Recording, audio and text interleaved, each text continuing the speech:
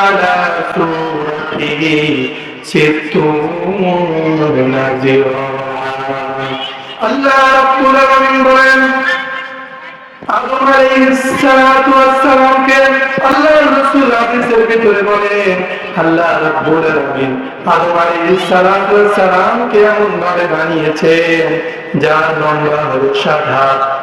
আদম আলাইহিস সালাতু ওয়াস সালামকে বানানোর পরে এবার দেখে বলেন ইয়া আদম ইযহাব উলাইকা নাফারু মিনাল মালাইকা জুলুদ। দেখে বলেন আদম রে, এ আদম, ওই উপবিষ্ট ওই যে বসে আছে ওই ফেরেশতাদের কাছে যাও, গিয়ে তাদেরকে সালাম দাও।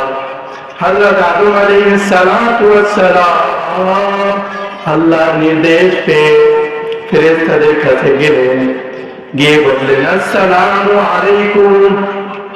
ফেরেশতারা উত্তরে বললেন ওয়া আলাইকুমুস সালাম ওয়া রাহমাতুল্লাহি ওয়া বারাকাতুহু। লক্ষ্য করুন হাদিসটি বোঝার বিষয়।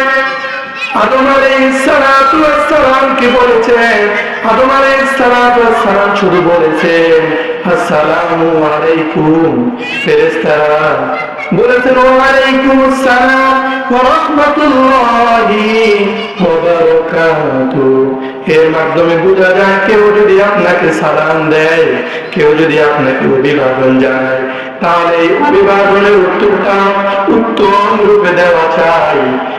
কেউ যদি আপনাকে সালাম দেয় আসসালামু আলাইকুম, আপনি উত্তরে বললেন ওয়া আলাইকুমুস সালাম, তাহলে সমান সমান হয়ে গেল।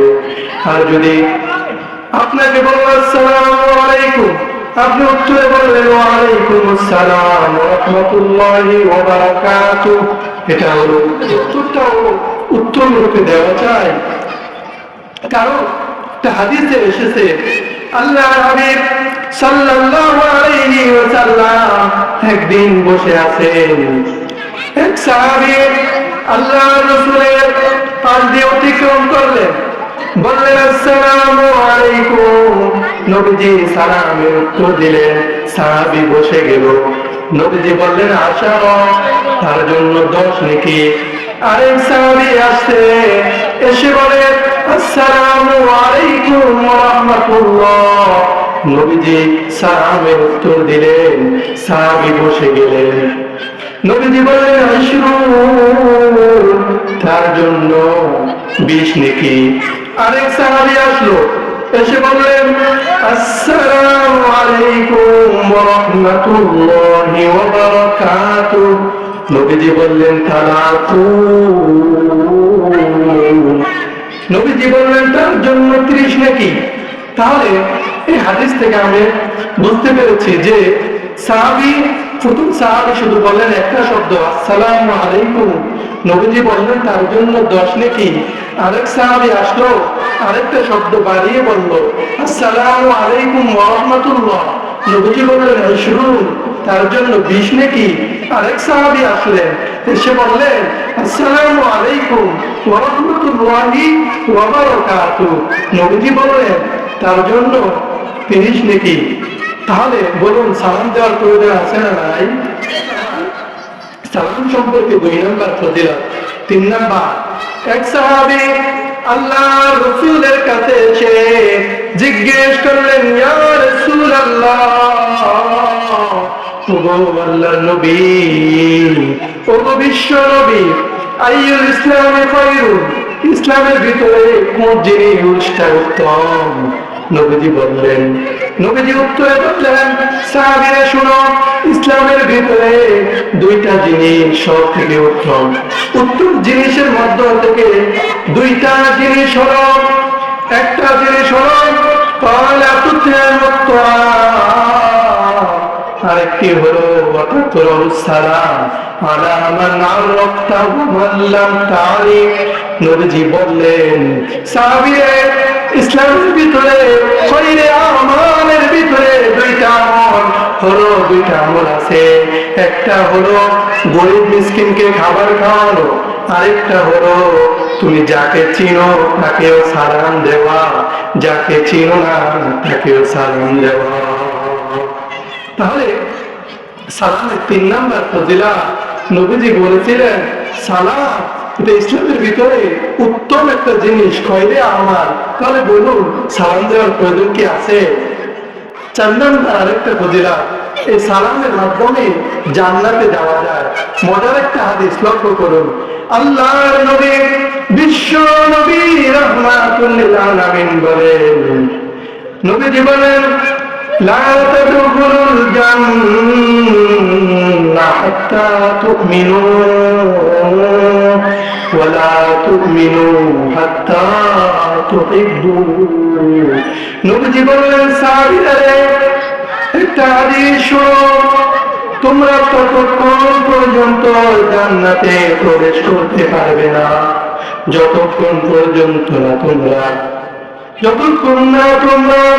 মুমিনে কামিল হও। এরপরে নবীজি বলেন, ওয়ালা তুমিনু হাত্তা তুহিব্বু। নবীজি বলেন, তোমরা ততক্ষণ পর্যন্ত মুমিনে কামিল হবে না যতক্ষণ পর্যন্ত তোমরা একে অপরকে ভালোবাসো। এরপরে নবীজি বলেন, আওয়ালা আদুল্লুকুম আলা শাইইন ফাইদা ফাআলতুমু তাহাবাবতুম। এরপরে নবীজি বললেন, সাহাবীরা রে, আমি কি তোমাদেরকে এমন একটা জিনিস বলে দিব না, যে জিনিসটা যদি তোমরা করো তাদের ভিতরে ভালোবাসা বাড়বে, মুহাব্বত বাড়বে।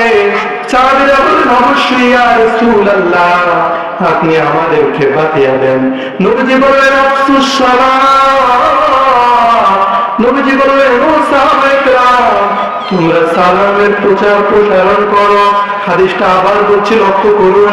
নবীজি বললেন, তোমরা ততক্ষণ পর্যন্ত জান্নাতে যাবে না যতক্ষণ পর্যন্ত না তোমরা মুমিন হও।